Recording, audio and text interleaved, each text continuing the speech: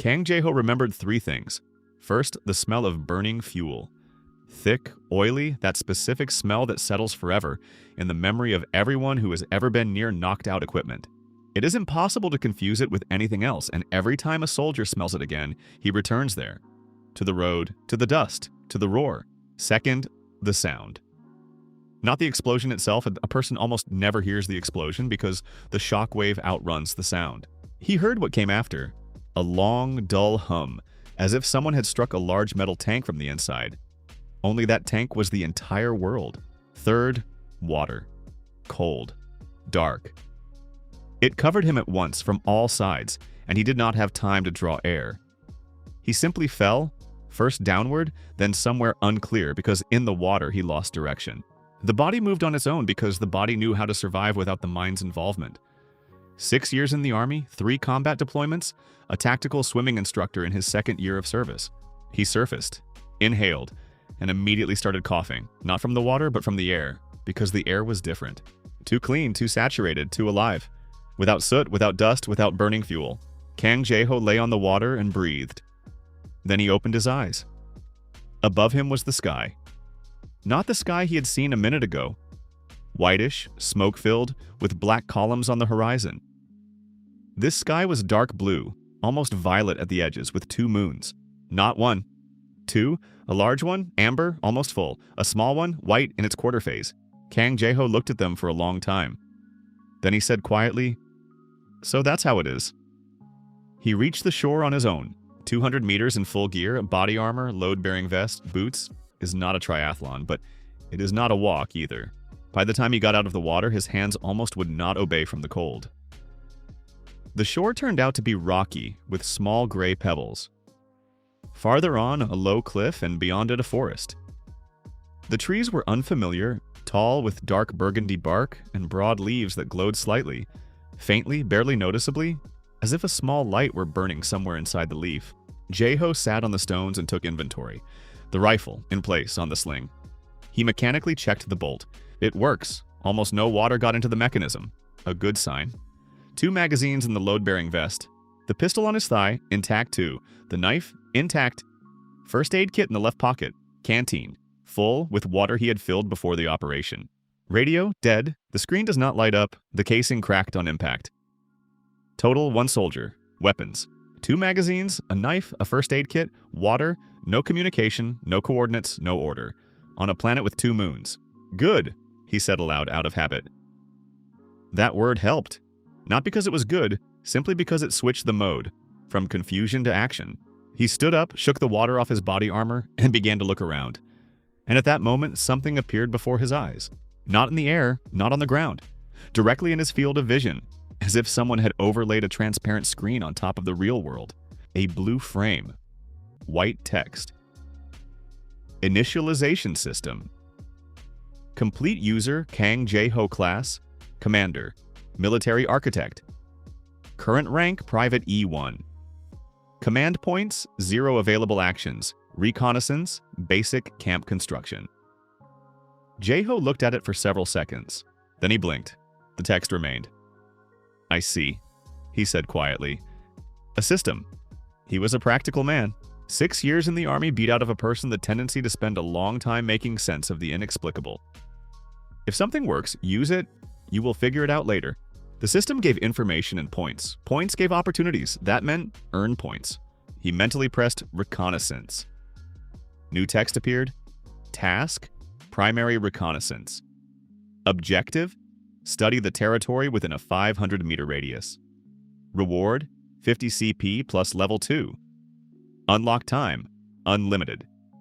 Jae-ho slung the rifle over his shoulder. We begin work, he said to himself and walked into the forest. He worked methodically, not chaotically, not by intuition, by a grid. It was a standard Army method of reconnoitering unfamiliar terrain. Divide the zone into squares and pass through each one in sequence. Boring, slow, reliable. The forest turned out to be alive in the most literal sense. The trees with burgundy bark gave off a faint light, enough to see in the darkness under the crowns. The ground underfoot was soft, springy, like a thick carpet of moss. The insects sounded unusual, not chirping, not buzzing, but something like low, quiet singing, almost like a string instrument. At the 200-meter mark, he found water. A stream wide about a meter across with clear water and a stony bottom. Jae-ho crouched down, smelled it, touched it with his finger. Then he took a small test indicator out of the first aid kit, the one every soldier carries in case of chemical contamination of water sources. Green, clean. The water supply solved. At the 300-meter mark, he found a clearing. Large, about 50 meters in diameter, open, level. Forest on 3 sides. On the 4th, a rocky outcrop about 3 meters high, providing natural protection from the north. The ground was firm without swampy areas. An ideal place for a basic camp. Jae-ho stopped in the middle of the clearing and slowly turned around his axis, assessing. Northern rock, protection. Forest on 3 sides. Cover and building material. Stream 200 meters away, water. Level ground, construction. Here, he said. And the system immediately reacted. Reconnaissance. Completed. 62% water point. Discovered, plus 10 CP, optimal construction zone. Discovered, plus 15 CP, continue reconnaissance to complete the task. At the 400-meter mark, he met people. There were 4 of them. They were walking along a path, narrow, clearly beaten down, not laid out, and carrying something heavy on their shoulders, wrapped in coarse cloth. Their clothing was simple: leather, rough canvas, weapons, spears and short swords at their belts. Not soldiers, not hunters, those would move more quietly, most likely peasants or traders. Jae-ho lay down behind the roots of a large tree and watched. The 4 walked tiredly, silently. One, the youngest, almost a teenager, periodically looked back, not out of habit, but out of fear. Jae-ho immediately saw the difference. A person who looks back out of habit does it calmly. This one looked back with tension in his shoulders and a quick glance. They were leaving someone behind. And 30 seconds later, it became clear who.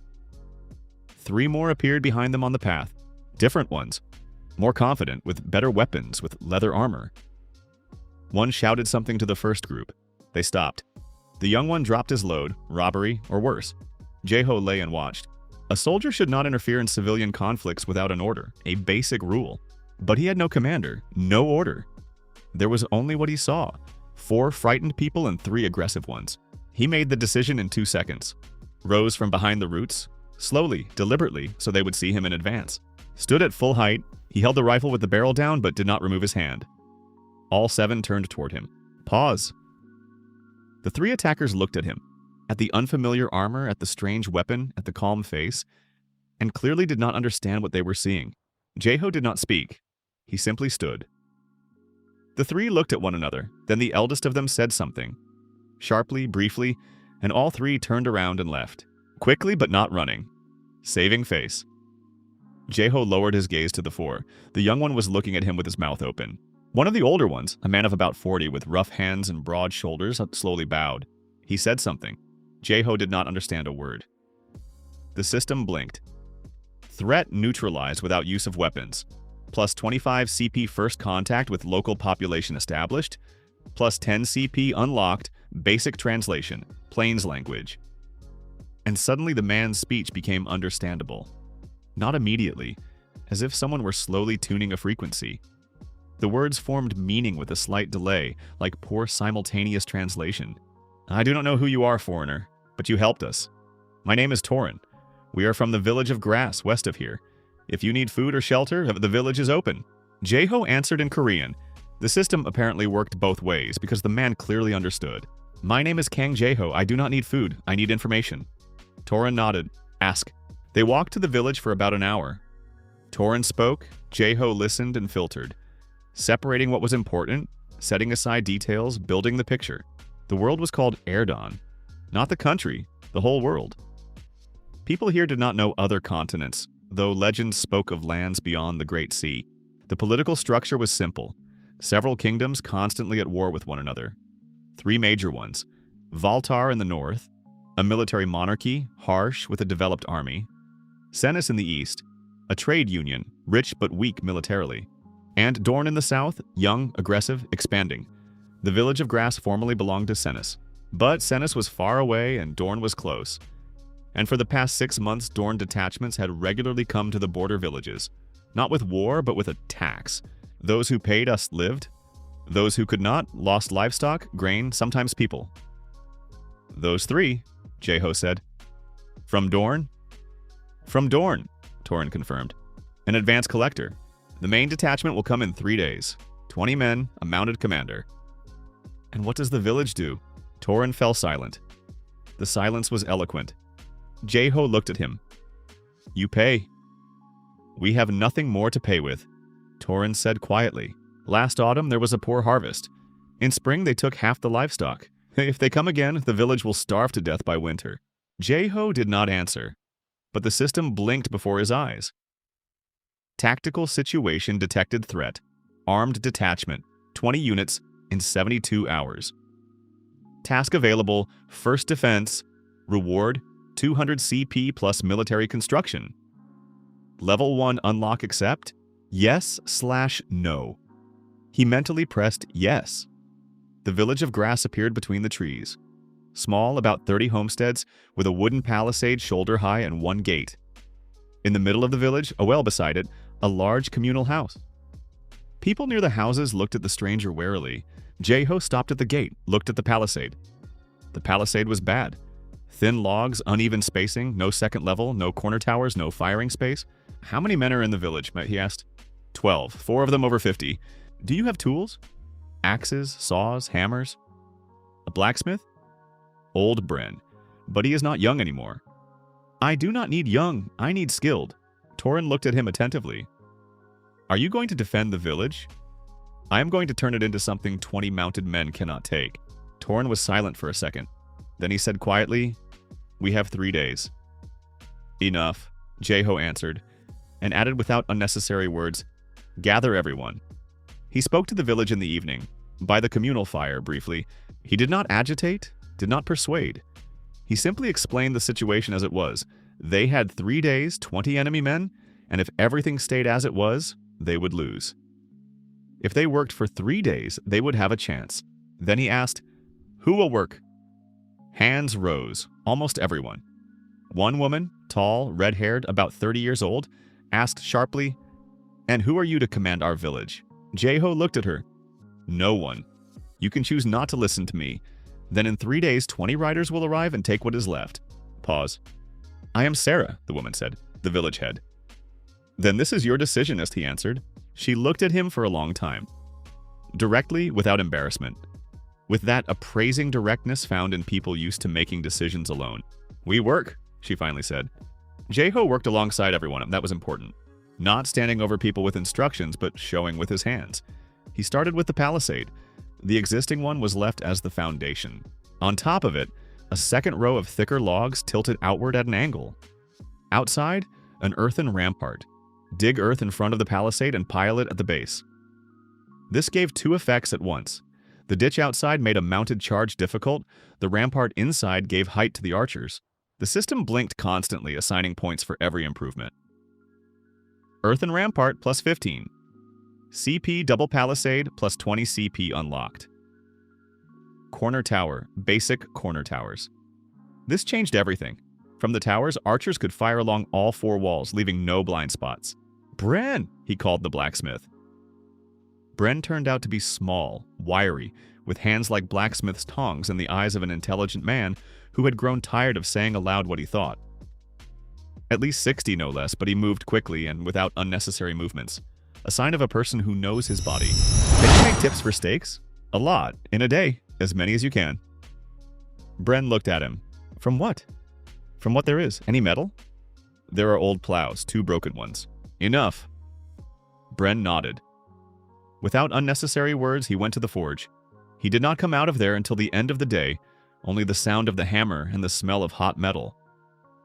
The young guy Jeho had noticed back on the path, the one who looked back from fear and hovered nearby all day. He helped carry logs, dug, hauled earth, worked more than anyone silently and stubbornly. By evening, Jeho asked, What is your name? Lan, the boy said. How old are you? 17. You work well. Lan looked at him with an expression Jeho had seen many times, in young soldiers during their first weeks of service. A mixture of pride and an acute need for some adult to confirm, you are where you belong. Can you shoot a bow? Jae-ho asked. A little, father taught me. Then tomorrow you are with me, the second day. By morning the walls had grown. The corner towers, 4, 1 in each corner, stood rough but sturdy. They were not towers in the full sense, simply wooden platforms on 4 posts with railings and cover in front. But from them the full perimeter could be covered with fire. Bren brought the tips. 48 pieces. Of different shapes but all sharp. Jae-ho inspected them and nodded approvingly. Good work. Bren shrugged, but Jae-ho noticed how the old man's shoulders rose slightly. Pride in elderly craftsmen. It is almost invisible, but it is always there. The tips went onto the stakes in front of the rampart, sharpened in 3 rows at different heights. A mounted charge through that was impossible. The system gave points steadily throughout the day. Stakes with metal tips, plus 30 CP unlocked. Basic traps unlocked. Observation post current. CP 385 current rank. Corporal E. Forcera worked beside him all day. She did not idle, did not just command. She dug, carried, helped. But periodically she looked at him with the same appraising gaze as on the first evening. The question in it was obvious, but she did not ask it aloud. In the second half of the day she still asked, "Have you fought before?" "Yes." "Where?" "Far from here, very far." "And do you know how to win?" Jae-ho was silent for a moment. "I know how not to lose." Sarah looked at him. "Is that not the same thing?" "No," he answered. "Victory is when you have destroyed the enemy. Not losing is when he decides the game is not worth the candle. The first requires strength. The second, strategy." "And which do you plan to apply the day after tomorrow?" "The second. We do not have enough people for the first." "The third day, he set the traps." The system unlocked basic schematics. Simple ones, without complex mechanisms. Pits with stakes, covered with branches, on the 3 likely approaches to the gate. Not lethal, delaying. A horse that falls into a pit means a fallen rider and panic in the formation. Then he conducted training with the archers. There were 5 of them, including Lan. The others were men of different ages with different skills, but with hunting bows and a supply of arrows. He did not teach them to shoot, there was no time. He taught them 3 things: shoot only on command, aim at the horses, not the people, and after a volley immediately leave the position. "Why at the horses?" One of the archers, a broad-shouldered man named Court. "Because a fallen rider is not immediately dangerous. A frightened horse with a rider is dangerous to its own side." Court nodded slowly, not agreeing, but thinking it through. "And also," Jae-ho added, "people do not like it when their horses are killed. It is personal. It makes them angry. And an angry soldier thinks worse."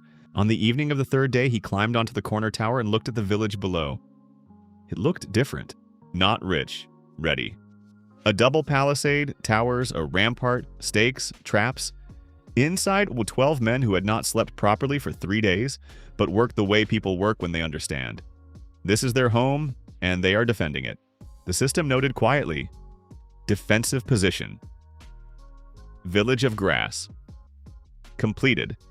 78% effectiveness against mounted detachment. 20 units. High task.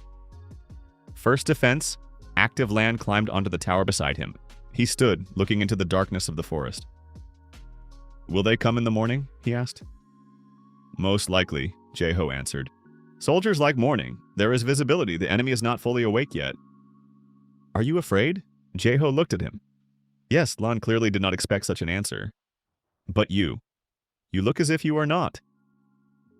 "Fear is normal," Jae-ho said calmly. "Fear means you understand the risk. A person without fear is a dangerous person, either too self-confident or he has nothing to lose. Both options are bad in battle."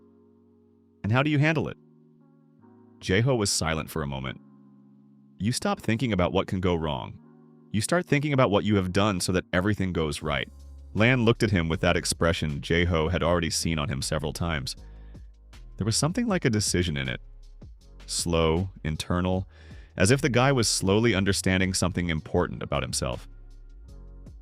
"I want to learn," he said quietly. "What?" "What you know how to do." Jae-ho looked at him for a long time. At his hands, calluses after 3 days of work, not yet habitual, painful. At his eyes, tired but not broken.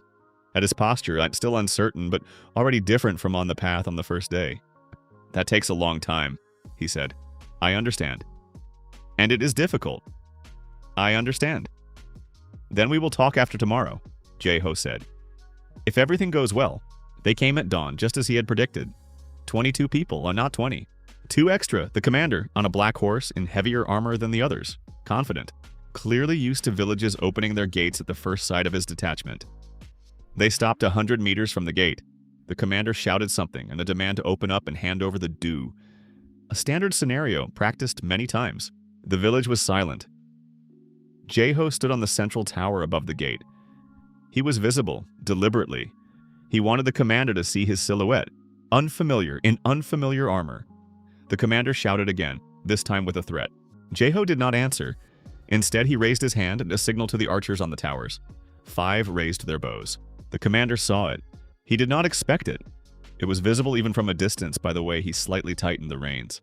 Jae-ho finally spoke, loudly, evenly, without aggression. You have a choice. Leave now or continue. If you continue, the first volley will be at the horses, then the traps on the approach to the gate, then the walls. You will lose people and horses for a village that has nothing to take. This is a bad deal. Silence. The Dorn detachment stood. Some of the soldiers exchanged glances. The horses were nervous. They felt the tension. The commander said something quietly to his men. Then he turned his horse around. Not immediately, slowly, demonstratively. So it would look like a decision, not flight. The detachment followed him. They left. Behind Jae-ho's back, the village was silent for several seconds. Then Lan laughed, briefly, nervously, with relief. And the others picked up that laughter. Not triumph. Just the release of tension that had held everyone like a taut string for 3 days. The system responded immediately. Task, first defense. Completed threat neutralized without losses. Bonus plus 50 CP, total reward.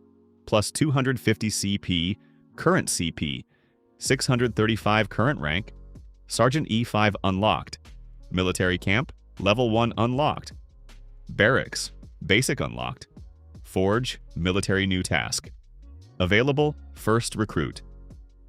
Sarah came up to him. She looked silently, with that expression he had already seen on her. Only now there was no assessment in it. There was something else. Recognition, maybe. Or simply honesty. You did not tell them that we had almost no arrows, she said. No.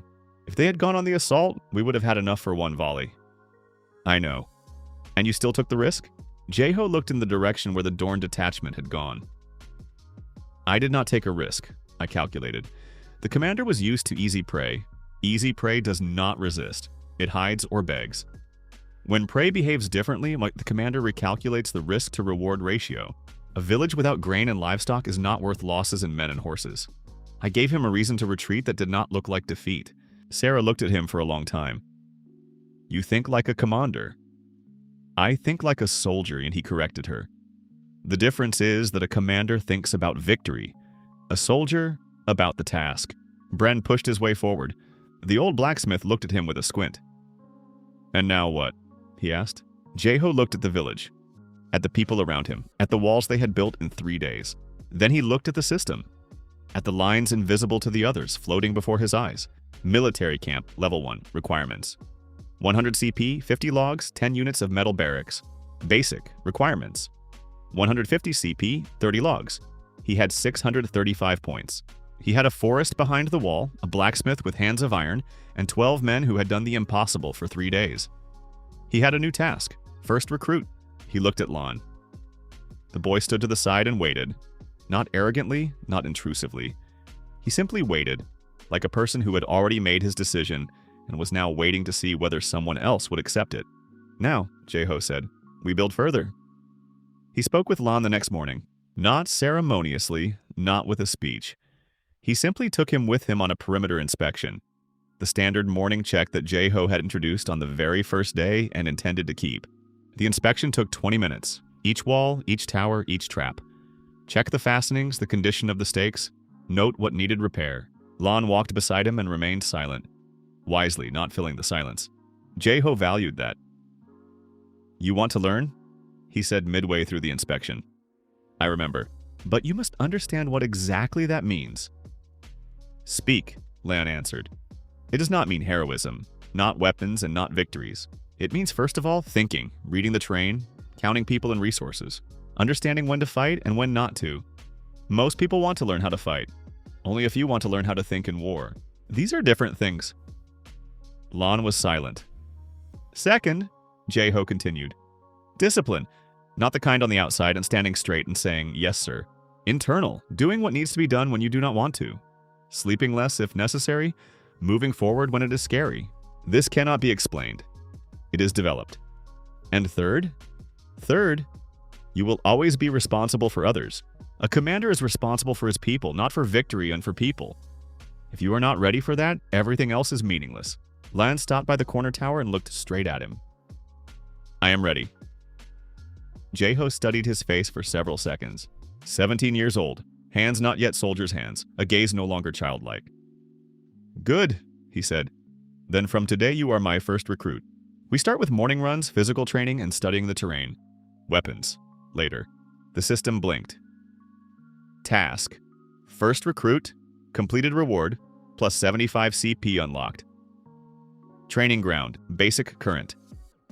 CP 710. Over the next week, the village changed. Not on the outside, and on the outside it remained the same village of grass with the same houses and the same well in the middle.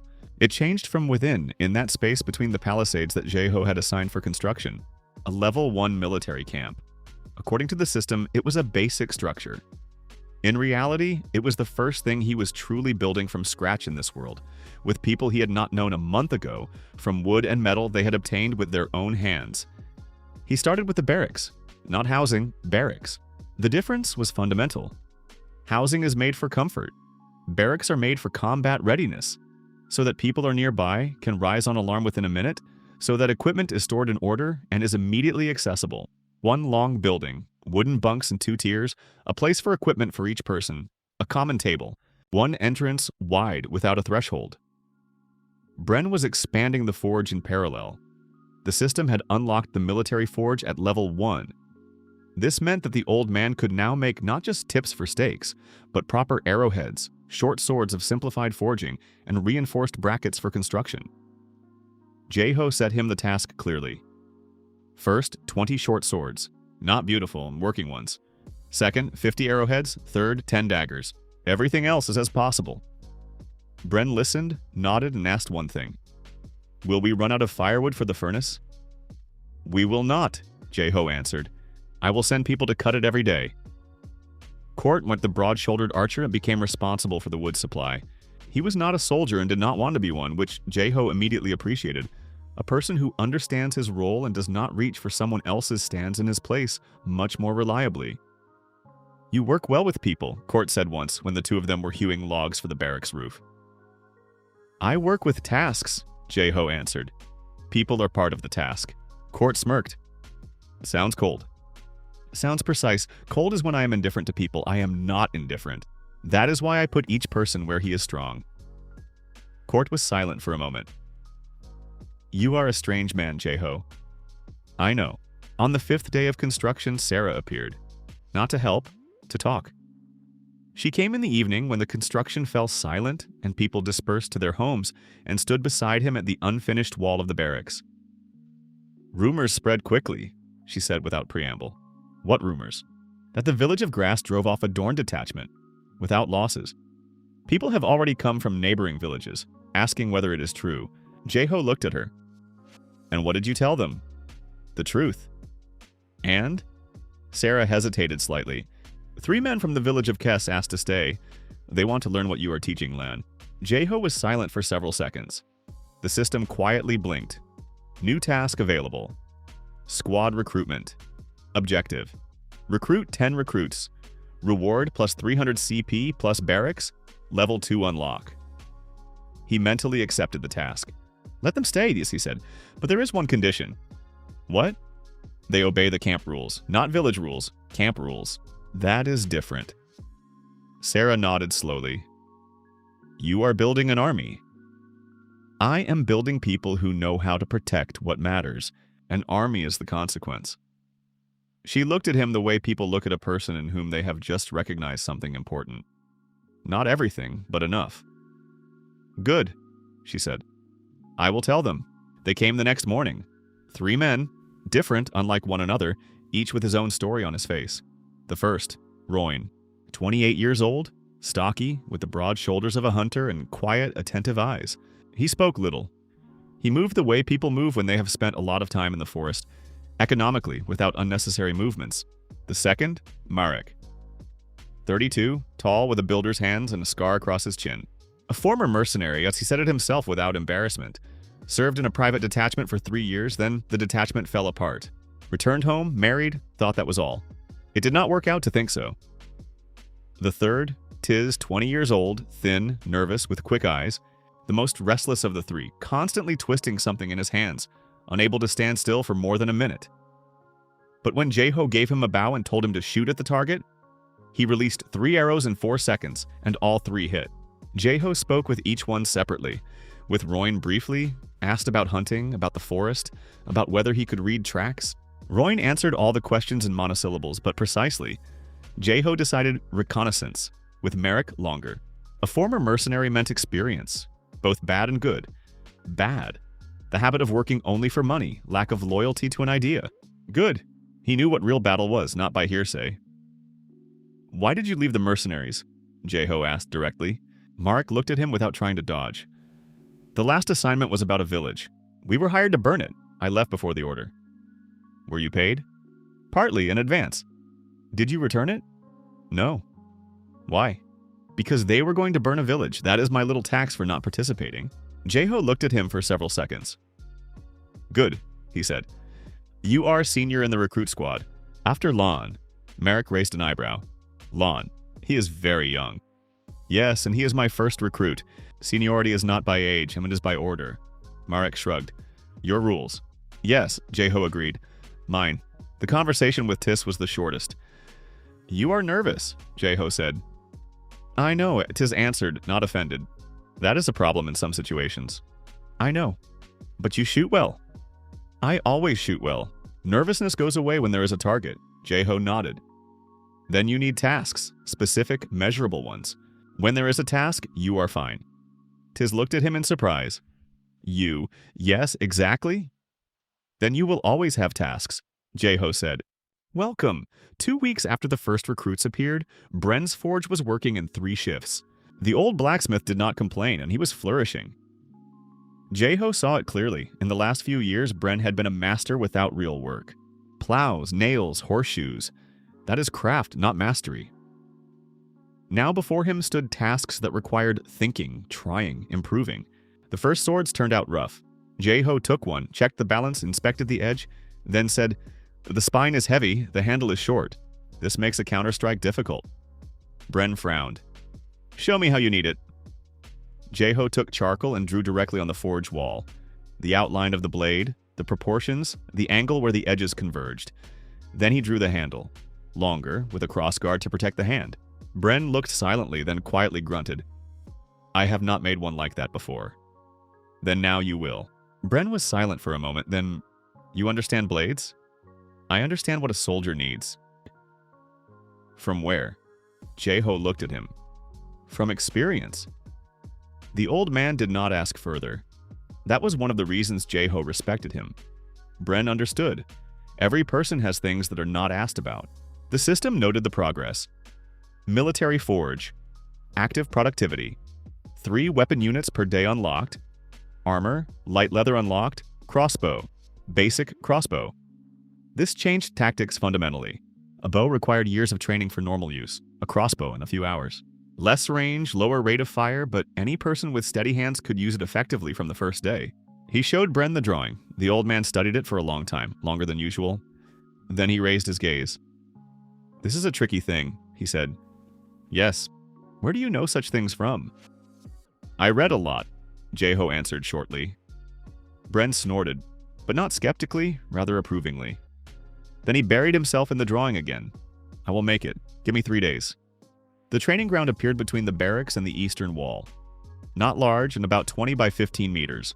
Trampled earth, wooden posts with targets, an obstacle course made of logs and ropes. A simple, rough construction, but functional. Jeho trained them in the morning and evening. In the morning, physical training. Runs around the village, push-ups, pull-ups on a horizontal pole. Marek grumbled for the first 3 days. He thought that with his experience it was humiliating.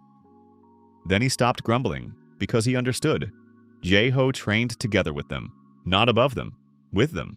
That was important. In the evening, tactics. He did not teach them individual combat techniques. He taught them to think in battle, read the position, assess the enemy's numbers, choose between attack and defense, work in pairs and threes. Lan learned quickly, faster than everyone. He had that rare type of mind that grasps principles, not details. Once he understood the principle, he applied it in new situations on his own. Royn was slow with words, but in real exercises he turned out to be first. The body understood what the mind was still processing. Merrick was experienced, but with bad habits, used to the mercenary every man for himself. Jae-ho worked with this patiently, again and again, giving him tasks for teamwork. Tiz was magnificent with the crossbow when Bren made the first 2 samples. He disassembled the mechanism, assembled it, disassembled it again. Not because he had broken it, but because he wanted to understand every detail. Then he improved the bowstring tension on his own using a piece of leather from the forge. Jae-ho watched this silently, then said, "You are an engineer." Tiz was surprised. "What does that mean?" "A person who improves mechanisms, that is rare." I was interested." "Interest is the main quality of an engineer," Jae-ho said. He wrote it down in his mental list. Tiz, crossbows and mechanics. Not just a shooter, a potential weaponsmith. 3 weeks after the first clash with the Dorn detachment, a guest came to the village. Alone. On horseback. In good armor. Not ceremonial, but combat armor, with scratches and traces of repair. A sword at his belt, a small shield on his back. The horse was strong, well kept. He stopped at the gate and introduced himself evenly without pathos. "My name is Edrin Kate. I am the commander of the border company of the Kingdom of Senis. I want to speak with the one who drove off the Dorn detachment." He was led to Jae-ho. They met by the barracks.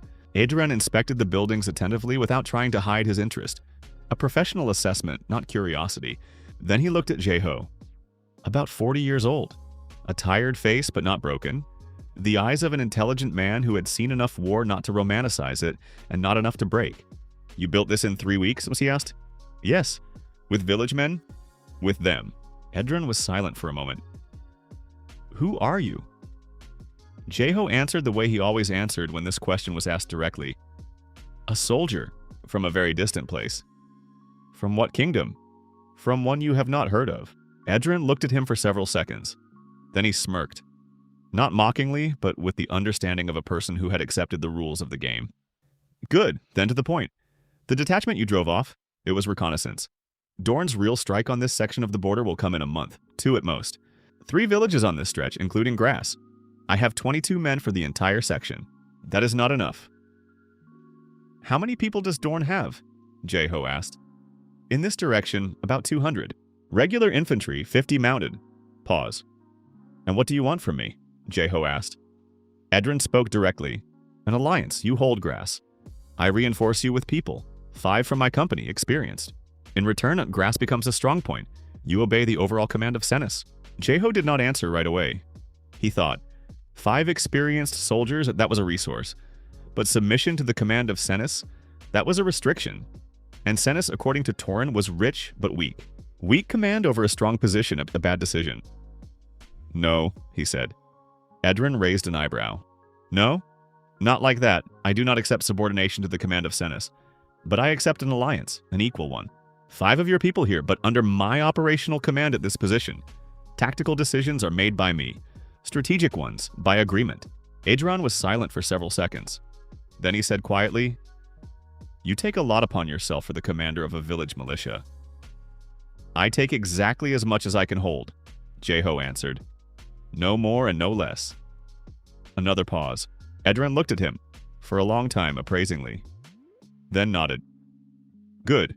My terms: 5 fighters, food supplies once every 2 weeks, and the right to retreat if the position becomes untenable.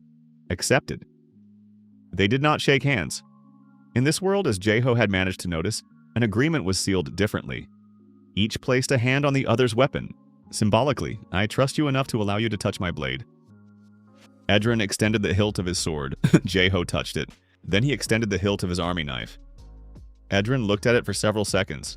A strange weapon from a strange place. Then touched it. Nodded. The system reacted immediately. Alliance established, Idrin Kate, Border Company of Senis. +5 allied fighters, experienced reward, plus 100 CP, current CP, 1,185. Current rank Staff Sergeant E, 6 unlocked. Fortification, level 2 unlocked, stable unlocked, infirmary. He looked at that word and immediately thought about what an infirmary meant. Losses, wounded, a battle that would be truly hard. He pressed the unlock. They appeared the next day. 5. Different, as happens in any real combat unit. The first? Jest.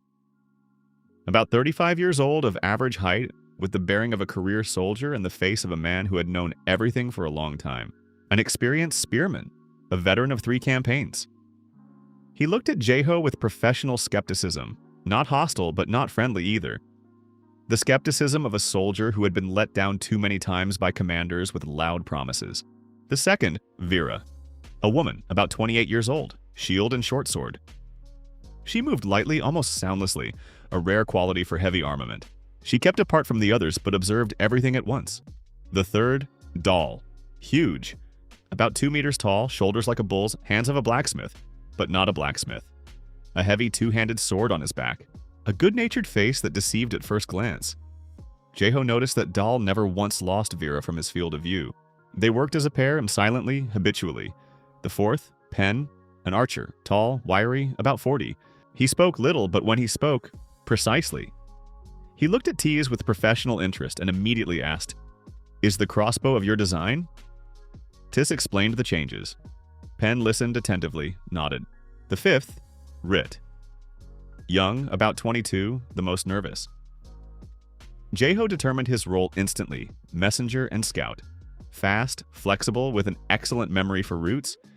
He described the path from Edrin's main camp with such accuracy and detail that Jeho asked him to draw a map. The map turned out good. Very good.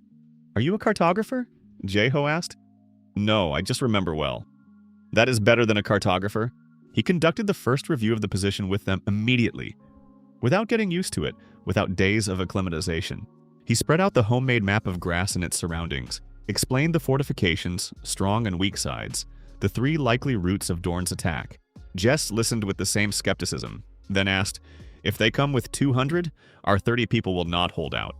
"They will not hold out in open battle," Jeho agreed. "But I am not planning an open battle." "Then what?" "I plan to make it so that by the time they approach grass, they no longer have 200, but a smaller number, and with the wrong psychological attitude." Vera spoke up, for the first time since arriving. "You are talking about exhaustion." "Yes," Jeho answered, "and about doubt.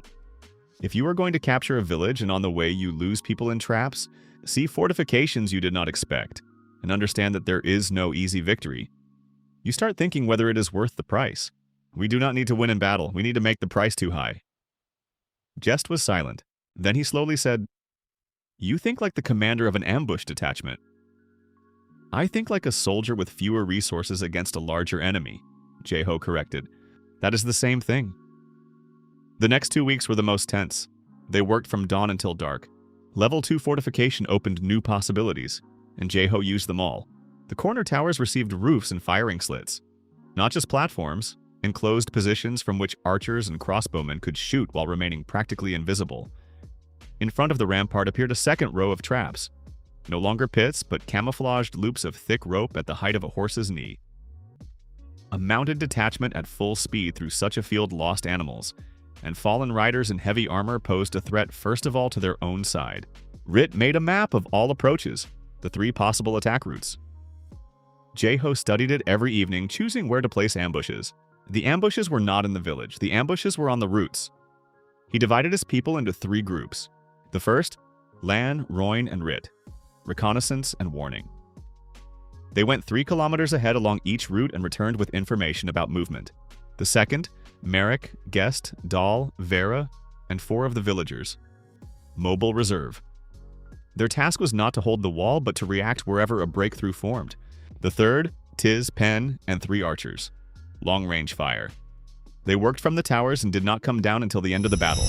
Jeff observed the training and gradually lost his skepticism. On the 5th day of joint work, he approached Jeho in the evening and said without preamble, "You have fought in large armies." "Yes." Commanded? Small groups, it shows. You think in links, not in mass. Most local commanders think in mass. More people, more chances. You think differently. Mass works on an open field with equal equipment, Jeho said. In any other situation, brains matter more.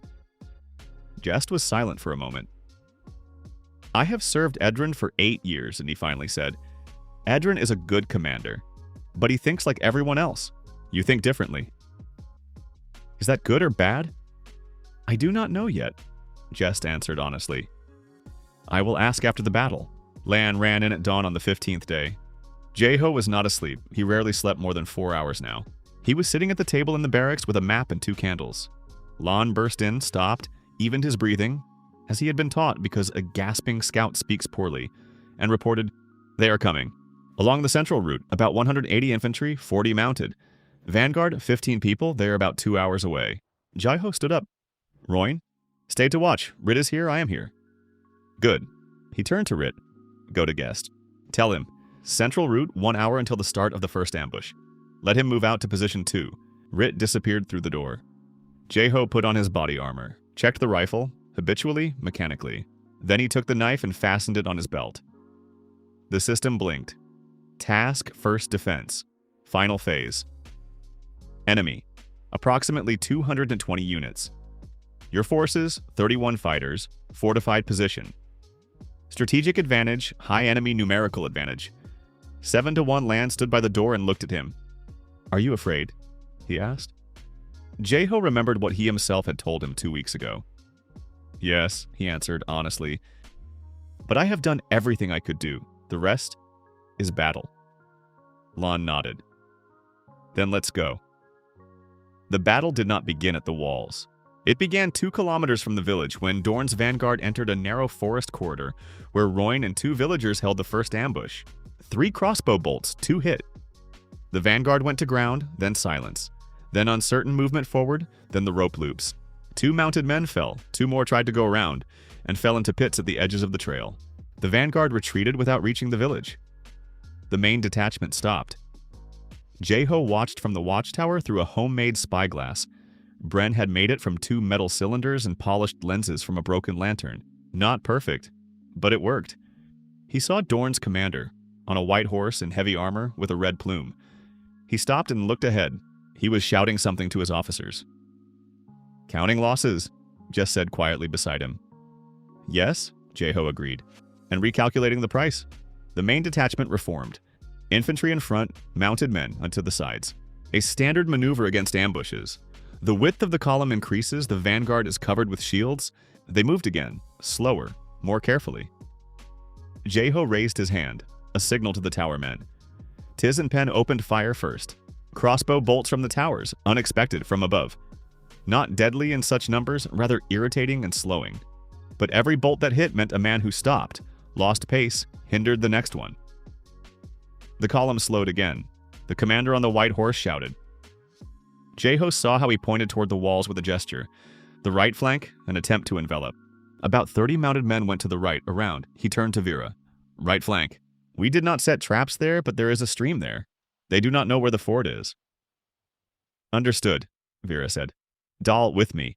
They left together, without unnecessary words, without unnecessary movements. The system kept blinking constantly. Battle active enemy losses, 8 are losses. 0. Psychological factor, enemy slowed and disoriented. The main column reached the rampart. Dorn's infantry was good. Jeho admitted that immediately. They did not panic, moved in an organized way, held their shields correctly. Several men began working on the stakes. Chopping, clearing a passage. Jeho raised the rifle. A single shot. Into the air. The sound of a gunshot had never been heard in this world. The effect was immediate. The column froze. The horses began to thrash. The commander on the white horse turned the animal around and held it with difficulty. A second shot is again into the air. Jeho stood at full height on the tower so that he could be seen. He spoke loudly, evenly. You have lost 8 men and have not once come close to the wall. You have no map of the traps. Your right flank is now getting bogged down on the marshy bank of the stream. Ahead of you are 3 more layers of fortifications and people on every tower. Silence. Your commander knows the price of this village, Jeho continued. Ask him whether it is worth what you will pay. A long pause. The commander on the white horse looked at him. The distance was enough to see his face, red with anger. But anger is also fear. People get angry at what they do not understand. The commander shouted something, sharply, briefly. The column began to withdraw. Slowly, in order, not flight, but retreat. Professional, with dignity, but retreat. The mounted men from the right flank appeared already coming out of the stream. Wet, angry, with one fallen horse. They were leaving. On the watchtower, Lan watched this, and Jeho saw how the air slowly left him. That same air that accumulates in the chest before battle and does not leave until it becomes clear that you are alive. The system issued the results. Battle completed. Victory, strategic enemy. Losses 11 are losses, 0 task. First defense, completed. Perfect reward, plus 500 CP. Bonus for 0 losses, plus 200 CP. Total, plus 700 CP. Current CP, 1,885 current rank. Lieutenant 01 unlocked. Fort. Level 1 unlocked. Cavalry. Basic unlocked. Engineer Corps unlocked. Scouting detachment. Jeho looked at the list of unlocks. Fort. Cavalry. Engineer Corps. This was no longer the defense of a village. This was the beginning of something else. Jess stood beside him on the tower. He looked at the departing column. "You asked whether it was good or bad that you think differently," he said. "Yes." "Now I know the answer." He added nothing. He simply stood beside him and watched together with him. In the evening, they all sat together. Not on the training ground, not on the tower, in the village's large house at the common table. The villagers brought food, everything they had without reserve, because that is how people express what they have no words for. Torin sat beside Bran and was silent for most of the evening. Then he said quietly to Jeho, "3 months ago I thought this village would not survive the winter." "It will survive," and Jeho answered. "Thanks to you. Thanks to you all. I built what you built with your hands." Torin shook his head. "You do not even know how to accept gratitude normally." Jeho thought about it. "Probably not," he agreed. Lan sat beside Marek. They were talking about something in low voices. Jeho saw that Marek was speaking seriously, and Lan was listening with the expression with which young people listen to the experienced. Eagerly and attentively. Good. Tis was disassembling a crossbow by candlelight. Again. For the 4th time that day. Pen sat beside him and silently watched with the expression of a man who had found a kindred spirit. Vera and Dal sat at the far end of the table and ate silently, shoulder to shoulder. Jeho did not know their full story and did not ask, but he had understood long ago. Those two had survived something together, something heavy, and it had made them part of each other without unnecessary words. Edrin arrived late in the evening. He had learned about the battle from Rit, who had been sent with a report. He entered, looked around the hall, counted the people, all 31, and did something Jeho had not expected from him. He bowed, not deeply, but sincerely. "I was wrong in my assessment," Edrin said. "I thought you would hold out. I did not think without losses." "There were no losses because we did not accept the battle they wanted to impose on us," Jeho said. "Exactly." Edrin sat down beside him. "And that is more important than any victory in open battle." They spoke for a long time, quietly while the others ate and talked around them, about what would come next. Dorn would not stop. This was one detachment out of many. In a month or 2, they would come again, larger and angrier. "Then we need to be stronger in a month or 2, Jeho said. "Stronger than now?" "Much stronger." He was silent for a moment. "I need land." Edrin looked at him. "What do you mean, land?" "Land for construction. Not a village, a fort. A permanent fortified position, with a stable, barracks, forge, training space. Grass is a good place, but grass is a village. I need something bigger." Edrin thought for a long time. "Senis can give land," he finally said. "But that will mean official status. You will become the commander of a border garrison under the flag of Senis." "No," Jeho said. "I will become the commander of a fort. Independent. Allied to Senis, but independent." "There is no such thing in our political system." "Not yet," Jeho agreed. Edrin looked at him, then he laughed quietly, not mockingly, but with that special laughter people have when they encounter something that is both absurd and completely logical. I will pass on your terms, Moody finally said. I do not promise a result. No need to promise, Jeho answered. Just pass them on. At night, when the hall emptied and only embers remained in the hearth, Jeho sat alone at the table. He looked at the map. A fort. Then, a second fort. Then, a road between them. Then, something larger. The system glowed before his eyes. Current CP 1,885. Next rank, Captain, requires 2,500 CP. Available buildings, Fort Level 1, Stable Infirmary, Engineer Corps. New task, First Fort. New task, First Officer. New task, Reconnaissance of Dorne, Position Mapping. He accepted all three. Then he closed the map, stood up, and went outside. The night was quiet. The two moons stood low, the amber one already almost at the horizon, the white one at the zenith. He stood by the village gates and looked at them. He thought about what had been here before him. Just a village. 30 homesteads, a bad palisade, fear of Dorne detachments. He thought about what would be here in a year, and that in a year was enormous, frightening, and impossible. But what he had done in a month had been just as impossible. Then we continue, he said quietly into the night air. Somewhere beyond the forest, a lone drum sounded softly. Festive, village-like, peaceful. Lan appeared beside him soundlessly.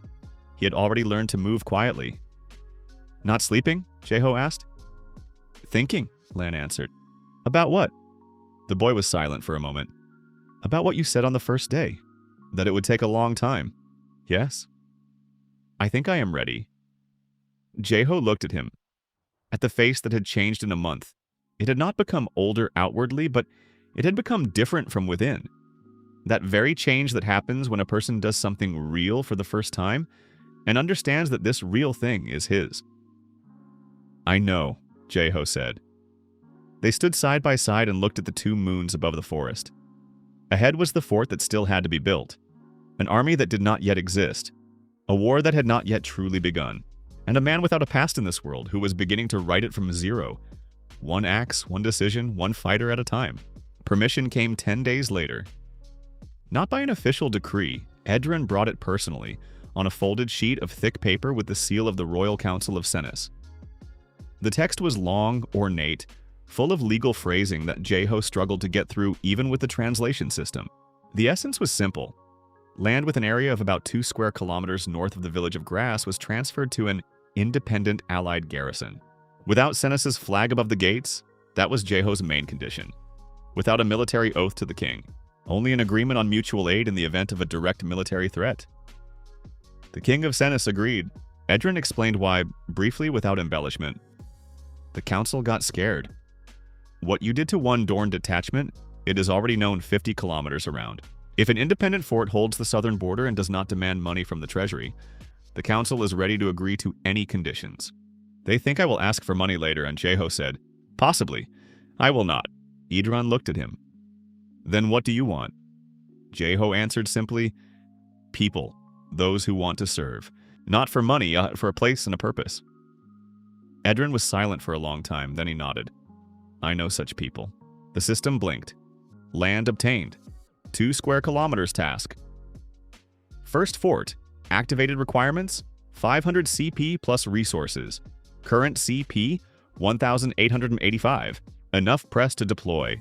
Construction plan. He pressed. A scheme appeared before his eyes. Transparent, overlaid on the real terrain, as if someone had drawn a plan directly over the ground. Walls, towers, internal buildings, gates with a double mechanism. Jeho looked at it for several seconds, then turned to Lan, Merrick, and Bren, who were standing nearby. Look carefully, Unni said. I will explain once. Construction began at dawn the next day. Jeho marked the perimeter himself, with rope and stakes, counting steps and checking the angles. A rectangle 120 meters by 80. It was not a huge fort, but sufficient for a 100-man garrison with room to grow. The northern side rested against a stone ledge. Natural protection, like at the base in Grass, only on a larger scale. He decided to use the rock as the foundation for the main tower, drive the supports into the cracks, run the wall along the edge of the ledge. It created a natural height, 5 meters of rock plus 4 meters of wall, 9 meters of total height on the northern side. They started with that. Merrick directed the earthworks. He had understood the principle of the rampart back in grass, and now applied it on an increased scale. People dug a ditch, 1 meter deep, 1.5 wide, along the whole perimeter except the northern one. Brent expanded the forge directly at the construction site. Temporary, made of stone and clay, but functional. He needed a furnace on site, not 200 meters away. Tiz and Rit worked on engineering tasks. Tiz proposed something unexpected on the third day of construction. He approached Jeho with a homemade drawing, drawn with charcoal on a piece of bark, and showed it without preamble. A lifting mechanism for the gates, he said, not just hinges. A counterweight system. A heavy stone on a rope balances the weight of the gates. One person opens gates weighing 400 kilograms. Jeho studied the drawing. The principle was correct. Tiz had figured it out himself, without hints, without examples. He had simply thought about the task and found a solution. "Where did you get this from?" Jeho asked. "I invented it myself," and Tiz said. "Thought at night." "At night. I sleep badly. I think instead." Jeho looked at the drawing again. "Do it," he said. "It will be in the gates of the main tower." Tiz left with the look of a person who had just been given permission to be himself. The system approved immediately. Engineering solution, counterweight gates. Effectiveness, plus 25% reward, plus 40, CP Tiz. Appointed Chief Engineer of the Fort. On the 10th day of construction, the first volunteers arrived. Not 3 from a neighboring village, 7. From 2 different places for different reasons, but all with one thing in common. They had heard about grass and came on their own. Jeho spoke with each one separately. Not an interrogation, a conversation. He wanted to understand not what they could do, but who they were. The first was Kane, 30 years old, a former city guard from Senis. He had resigned after being ordered to beat a merchant for failing to pay a tax that he physically could not pay. He left because he could not carry out the order. Jeho asked, "Do you think you did the right thing?" "Yes," Kane answered without hesitation. "And if I order you to do something you do not like? Then I will tell you that directly. And if I insist, then I will do it or leave. It depends on how wrong it is." Jeho nodded. An honest answer, welcome. The second was Nara, 25 years old, the only woman among the 7.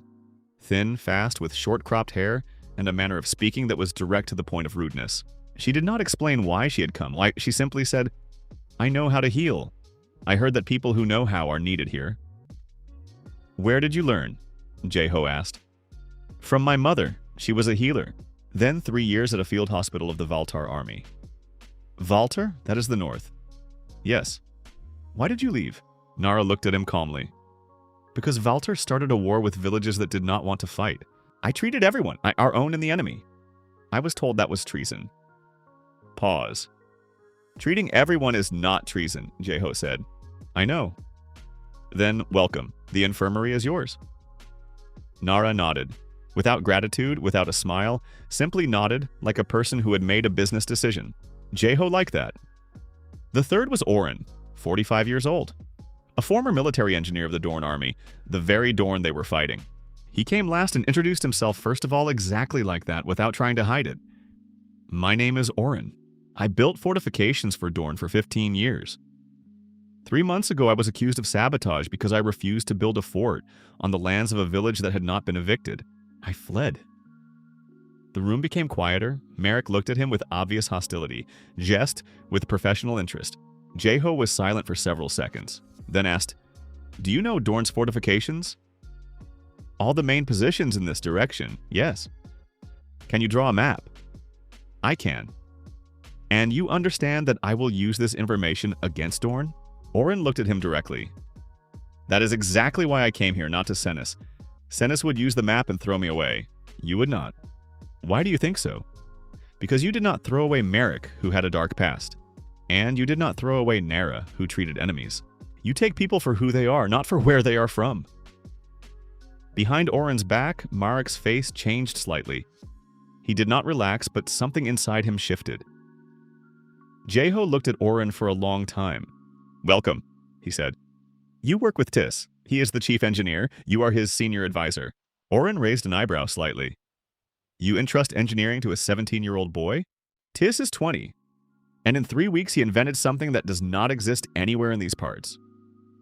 Oren answered nothing, but when Jeho saw him and Tis at the drawings in the evening, they were already talking like colleagues. Tis explained the counterweight mechanism.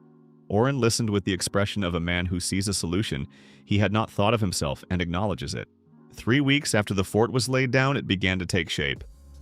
Walls, a stone base 1 meter high, a wooden top another 3.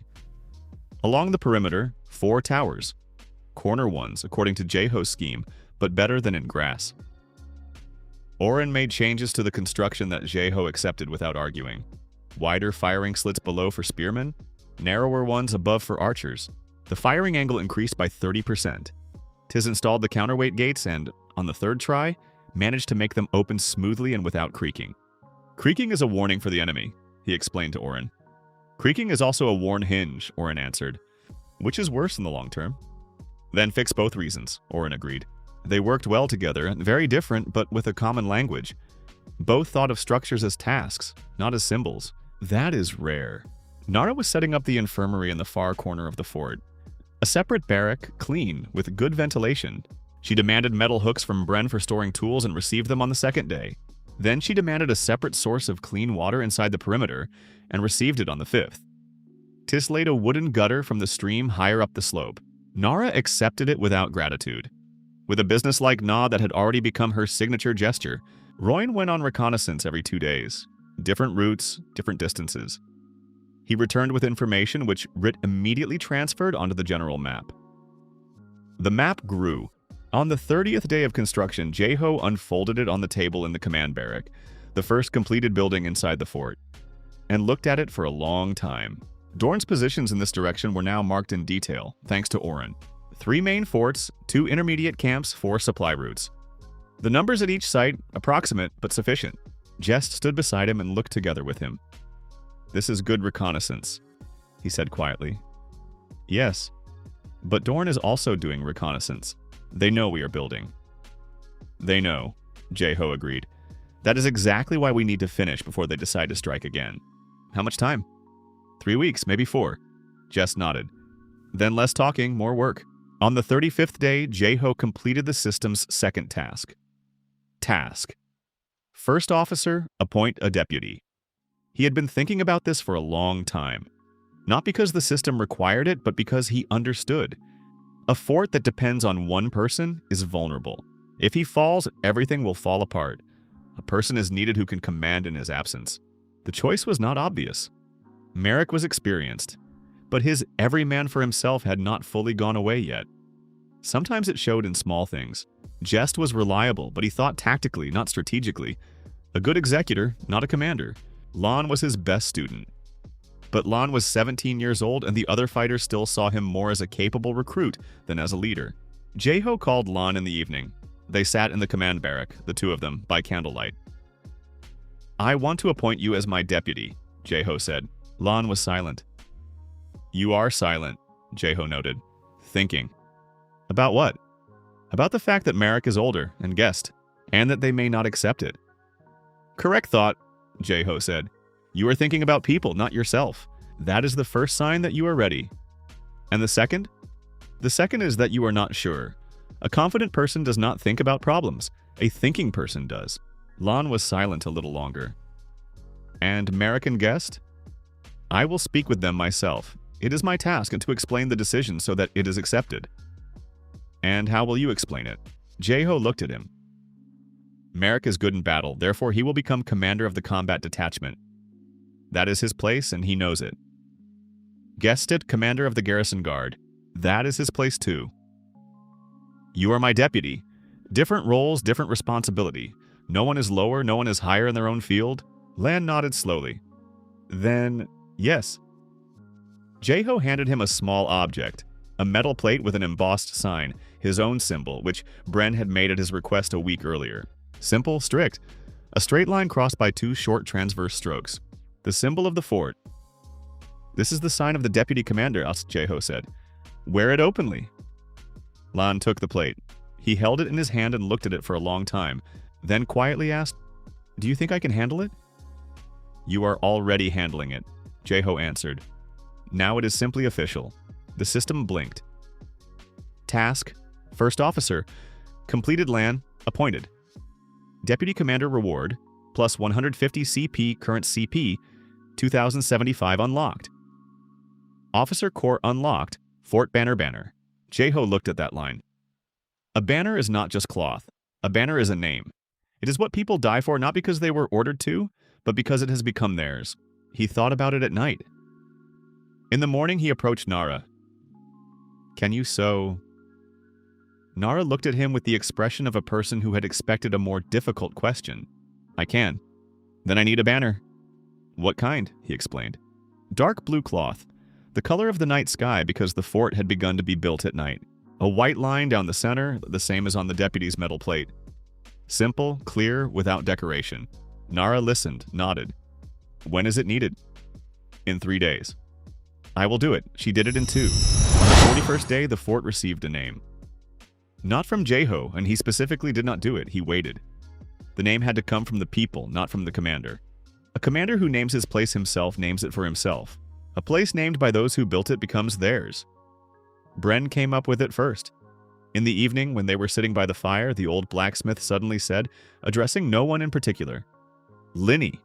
That is what it should be called. Why? Cord asked. Because we stand on the line, between Dorn and everything behind us. Silence. Then Lan said, a good name. Then Marek. Yes, then the others. Not in chorus, not solemnly, but quietly and one by one, as happens when something right is simply accepted without a vote. Jeho did not vote. He listened, then stood up and said, Fort Liney, from tomorrow. The system immediately. Fort Liney, officially founded level. 1 garrison, 38 people. Combat readiness, high reputation in the region, growing new task. Second fort.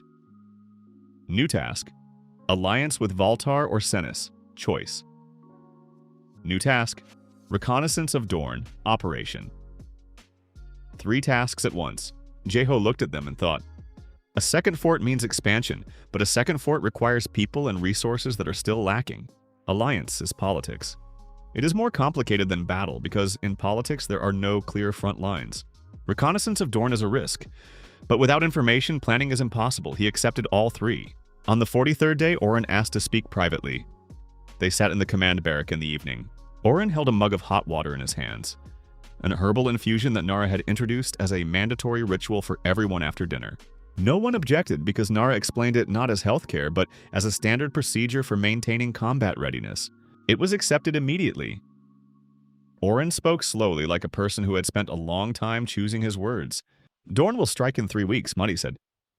How do you know? Jeho asked. Because I know how they think. The first detachment left without a result? That is a disgrace for a commander. Commanders who receive disgrace want to wash it away quickly. 3 weeks is the minimum time to transfer significant forces to this section. How many people? Not 200, more. 400, maybe 500. They will not risk a small number again. Jeho was silent. We have 38 people, Oni said. Yes? That is a different ratio. Yes, Oren agreed. That is why I came to talk now, not later. And what do you propose? Oren put down the mug and took out a rolled sheet. I know Dorn's supply routes in this direction. All 3. If we cut the central one, the main one, an army of 400 people will begin having problems with food in 5 days. In 10, serious problems. A hungry army does not fight as well as a fed one. Jeho took the sheet. The map was detailed. Points, distances, types of cargo, frequency of movement. Cutting a supply route is an active operation, he said. This is no longer defense. No. It means we strike first. It means we choose the time and place of the strike, not them, Oren corrected. The difference is fundamental. Jeho looked at the map for a long time, then looked at Oren. Why are you doing this? He asked quietly. Not now. In general, you are betraying Dorn. 15 years. Oren did not answer immediately. Because for 15 years, I built fortifications for people who used them for conquest. I thought construction was neutral. Bricks do not choose who stands behind them. Then I understood that this was a lie. A builder is responsible for what he builds. I built too much for the wrong people. Pause. Now I build for the right ones. Jeho nodded. Then prepare the operation plan, detailed. I need to know how many people, how much time, point of strike, routes of withdrawal. Oren nodded and stood up. At the door he stopped. Jeho. Yes, Dorn will not forgive this fort. After the operation, they will look for us not as a border threat, but as a personal enemy. I know, Jeho said. And you are still doing this? I am doing it precisely because I know. Oren was silent for a second. Good, he said, in that same calm tone with which people speak when they have made a decision and become calm because of it. The system responded quietly. Strategic decision, active operation. Task reconnaissance of Dorn operation. Updated. Objective, cut the supply route before the main forces arrive. Reward plus 400 CP plus strategic advantage. Risk high, they set out 3 days later. 8 people. Light weapons, no heavy armor. Royn in front, he knew the forest better than anyone. Rit with the map. Merrick, Guest, and 2 of Edron's experienced fighters. And Jeho. Lon remained to command the fort. Jeho told him this in the morning before departure. You will handle it. I know, Lon answered. Without pathos, without nervousness. Simply, I know. Jeho looked at him for a second. Good. The route took a day. They moved through the forest, bypassing all known Dorn patrol trails. Oren had marked them on the map from memory. Royn stopped the column twice after noticing signs of someone else's presence. Both times turned out to be correct. A Dorn patrol passed 50 meters away and did not notice them. The point on the supply route was ideal. A narrow place on the road between 2 hills. A natural corridor where carts went one by one. Forest on both sides provided cover. There was no ascent, meaning the horses moved quickly and without caution. Jeho inspected the terrain and placed the people 40 minutes before the first convoy. The convoy arrived exactly according to Oren's schedule. 6 carts, guards, 12 people. Cargo, grain, judging by the sacks. That was good. Grain is heavy, it is hard to quickly reload or save. Jeho did not want to kill the guards. He had another plan. Tiz and Penn fired first. They were lying on the hill to the left. 2 bolts, 2 shots, both, at the front horses of the first cart. They did not kill. They wounded. The horses jerked to the side, overturning the cart. The convoy stopped. The guards, 12 people, immediately bunched up around the carts, shields outward. Jeho came out of the forest alone. I do not want your blood, he said loudly. I want the cargo. Leave. Everyone lives. Stay. That is your choice. Silence.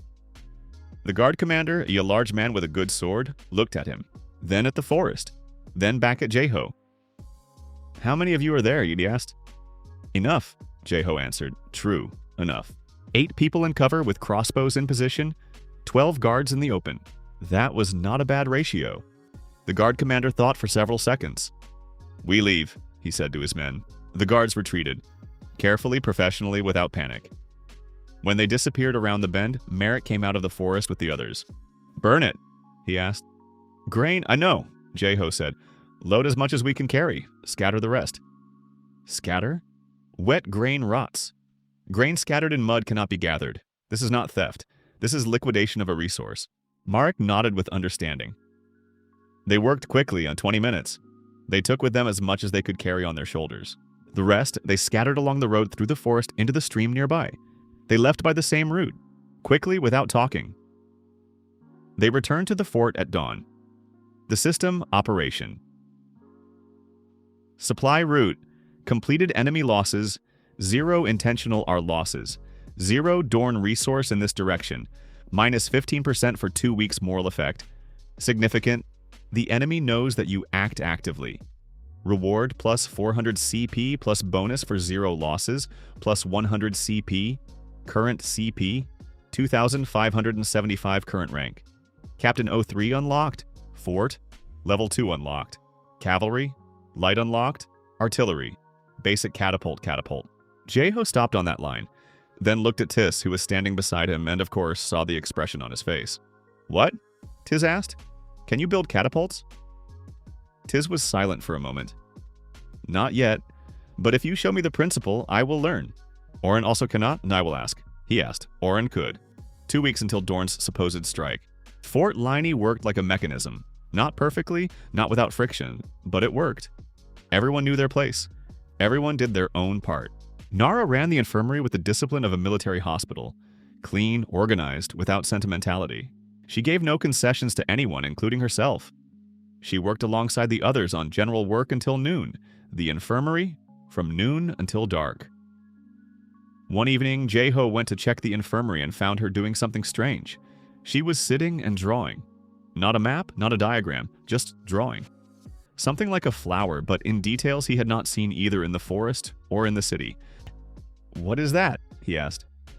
"A plant from the village where I grew up," she said without looking up. "It's been gone for a long time, burned down along with the village." Pause. "Valtar?" "Yes." He did not ask more. He simply stood beside her for a second and left. Jess trained the guard, daily without days off. He was not an inventive trainer, but he was consistent, which was more important. Each of his people knew their post, their neighbor on the post, and 3 options for action in an alarm. Marek became different over a month and a half. Not a different person, just a different commander. These are different things. As a person, he remained the same. Direct, sharp, with flexible ethics in the details. But the commander in him grew. He began to think not about his fighter, but about his detachment. It was an unnoticeable but important shift. Lan was growing quickly. Too quickly, it sometimes seemed to Jae-ho. Then he reminded himself, quickly is normal for a person who has the right mind and the right environment. The day before the news about Dorn arrived, Lan came to Jae-ho with a question. "Do you ever think about where you are from?" he asked. Jae-ho looked at him. "Sometimes." "And?" "And nothing. I am here. There is no longer there." "You do not want to return?" A long pause. "I do not know whether it is possible to return," Jae-ho answered honestly. "And I stopped waiting for it long ago. There is work here. Work is more important than place." Lan nodded slowly. "I understand," he said. "I grew up in a village that was feared. Now I am in a fort that is respected. That is also about place." "No," Jae-ho corrected. "It is about people. A place is stone and wood. People are the fort." Lan was silent. "Remember that," Jae-ho added. "When you command without me, that is the most important thing." Lan raised his gaze to him. "When will I command without you?" "Someday," Jae-ho answered. "It is inevitable. Commanders leave. Forts remain, if the people inside are right." Rit ran in at dawn, breathless with mud on his knees, meaning he had fallen somewhere along the route but had not stopped. "They are coming," he said, evening his breathing. 3 columns, center of the main one, about 300 infantry, left flank, 100 mounted, right, another 100 mixed. Total about 500. Jae-ho stood by the map and listened. "Time? 4 hours until the advance units." "Who commands?" "A general." I saw the flag, gold on red. That is Dorn, the highest field commander. That meant they had sent not a detachment. They had sent an army, and the commander personally. It meant one thing. After 2 shameful retreats, Dorn had made Fort Liney a matter of honor. Jae-ho looked at the map for 30 seconds, then turned. "Lan, the fort is on you, Nara. The infirmary ready for work. Tiz, are the catapults loaded?" "Both," Tiz answered. "Good. Jest, guards to their positions. Marek, combat detachment to the gates. Royn, external reconnaissance, watch the flanks, report every 15 minutes. He spoke quickly without pauses because the plan was already in his head. Not today's, but a 2-week one. He had been thinking about it every day since the conversation with Oren. "Oren," he called. The engineer came over. "Point 2. Ready?" "Ready?" Oren said calmly. "Blockages on the central route in 3 places. They will lose speed." "Point 3. Traps on the right flank. 17 loops, 4 pits. A mounted detachment will not pass through that quickly." "Good." The system blinked. A new task appeared automatically. Task First Real Battle. Enemy, approximately 500 units. Professional army your forces. 38 fighters. Fortified position, prepared traps. Catapults 2 units, strategic position. Favorable with proper use. Reward, classified. It was the first time the system had hidden the reward. Jae-ho looked at that word, then closed the interface and went out onto the wall. The morning sky above the forest was clear. The 2 moons had already almost disappeared. The amber one completely beyond the horizon, the white one a pale spot in the dawn sky. He stood on the wall and looked at the forest. There, beyond 3 kilometers of trees, an army was marching. 500 people against 38. the golden flag of a personal general. Behind his back, the fort they had been building for 40 days. People who had come from different places and for different reasons, but had become something united. Jest stood beside him. "Ready?" he asked. "Yes," Jeho answered. "Scared," Jeho thought. "Less than the first time." "Is that bad or good?" "Good if it is confidence, bad if it is arrogance. I am trying to make it the first." Jest nodded. "Then we hold." "We hold," Jeho agreed. And in the morning silence before the forest ahead began to rumble with thousands of steps, Fort Linney held its position. Small, roughly built, with 38 people behind its walls, and one man without a past at their top. A man who had no choice where to go. So he went forward,